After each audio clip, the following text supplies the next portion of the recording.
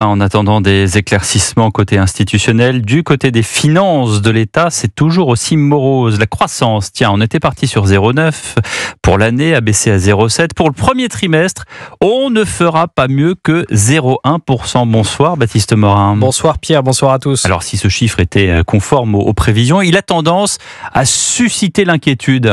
Oui, la consommation des ménages est à l'arrêt, les investissements des entreprises, des ménages ou des administrations publiques reculent et les exportations, elles, chutent. Finalement, c'est ce qu'on appelle la variation des stocks qui a maintenu l'économie française dans le vert.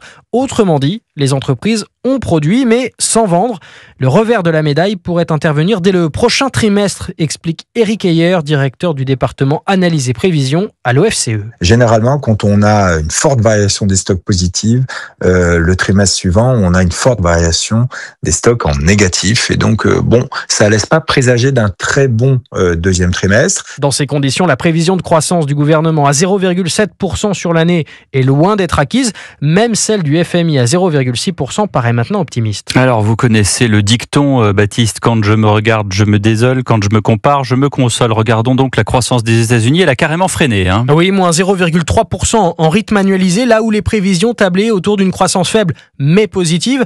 Deux raisons à cela. La consommation des ménages américains, qui a été assez faible. Or, elle représente là-bas plus des 2/3 de la croissance. Et puis, surtout, les entreprises américaines qui ont massivement importé avant l'application des droits de douane de Donald Trump. Ça creuse le PIB. Le paradoxe, c'est que l'activité américaine semble avoir plus de chances que l'activité française de se relancer au deuxième trimestre. Merci Baptiste Morin du service économie d'Europe 1.